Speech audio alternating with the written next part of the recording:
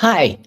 Do you trust that there is a spirit world with your loved ones who have passed, with guides, angels, and that communication with them is possible, but you just can't seem to make that connection? Today, in our short video, I'm going to dive into here we go, here comes the title, the top 5 myths about spirit communication that keep people stuck and not making that connection. Sound good? Let's just dive right in. So, the first one, this is a myth.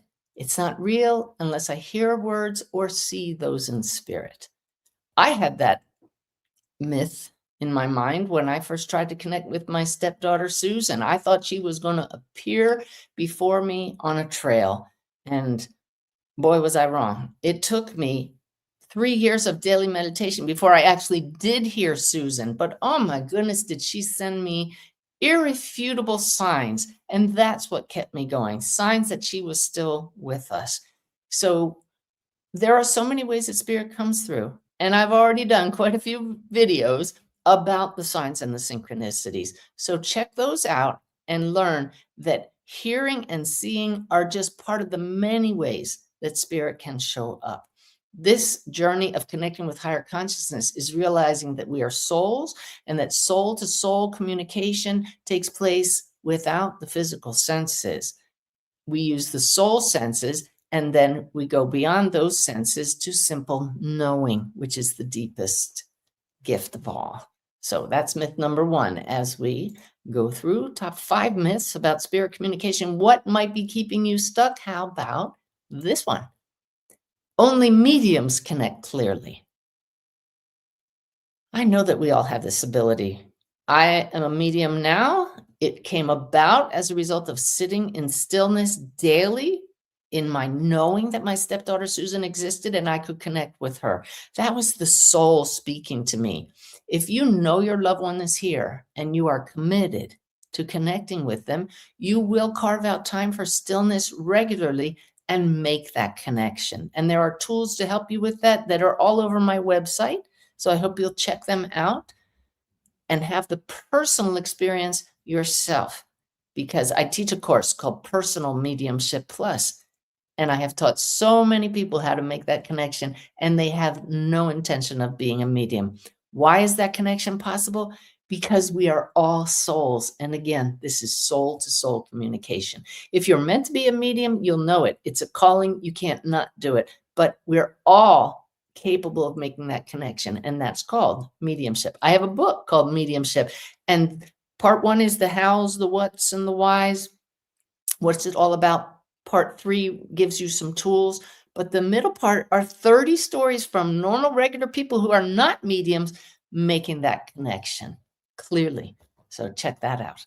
All righty. The next of 5 myths about spirit communication that keep people stuck. Here we go. Spirit communication fades with time. Au contraire. I've been connecting with spirit since 2008 or 9. I've lost track now when I first made my very initial connection.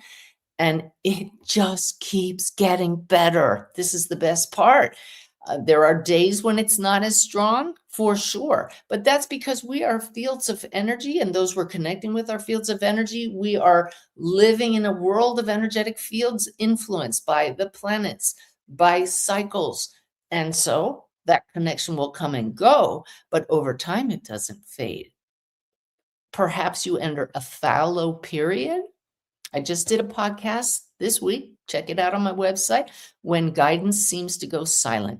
And I discuss why you may not be making that connection. But truly, my original mentor in mediumship, Janet Nohavik, who's across the veil now, is the one who told me it just keeps getting better. And I'm so happy to carry that torch and tell you all from personal experience and the experience of my colleagues who are mediums, it really does. We get layers and layers of depth in our connection, and that's what keeps us going. So I hope it keeps you motivated as well. Going back now, another myth about spirit communication that may be keeping you stuck, definitely can keep people stuck. Here we go, the 4th one.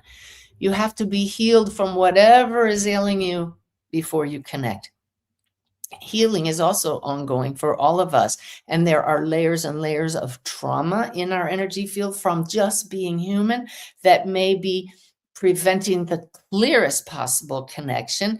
But oh my gosh, if we had to clear it all out before we connected, then nobody would be connecting. I just in the last year discovered blocks within myself that I didn't even know I had. One I'd been carrying around for 30 years. Then another healer identified once it was cleared through intention and grace and my knowing it was there and then trusting it was no longer there. Wow, took me to a new level. Then I came up with a physical ailment. I could not make a connection when I was in physical pain from a herniated disc, but along the way, in the moments when I wasn't in pain, I could then connect again. So it didn't stop all of my connections with spirit, just a little detour for a while. But the end result was in digging at the cause of all of that pain, cleared more out. So again, the healing for all of us is ongoing. It's part of the journey. They're just symptoms. Pain is symptoms of something that's out of alignment. So we can come back into alignment and keep getting better.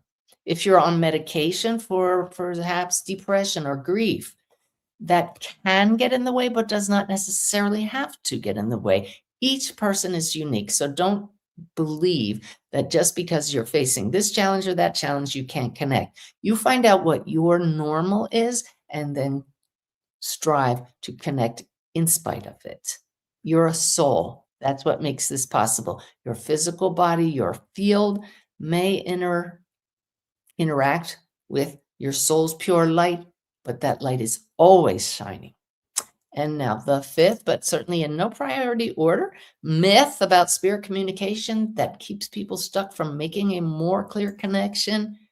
The signs stop once you notice them. Oh, not from my personal experience and not from talking to so many in our Awakened Way community who continue to get beautiful signs.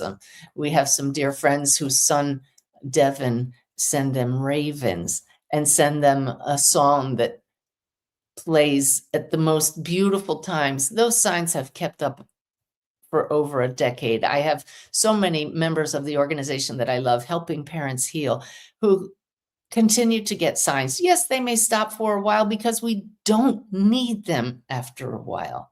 We know that our loved ones, whether a child, a parent, spouse, sibling, we know in our hearts they're here. The signs take us to that knowing. They validate what our soul already knows. But when you get to the point that you don't need them, perhaps they'll slow down. Perhaps spirit knows that you are becoming too dependent on the signs, so they may slow down, but they're going to come when spirit knows that it will give you a boost and give you just what you need, but don't need it. You see that paradox. So I hope this was helpful to you as we looked at some of the myths there about spirit communication. If you like what I shared here, please subscribe to my channel. I'm putting new lists up, tools up, inspiration up twice a week on my podcast and on these videos. So as long as you find it helpful, I'm going to keep doing them. All right. Lots of love to all of you. Thanks for joining me, and I'll see you out here on YouTube.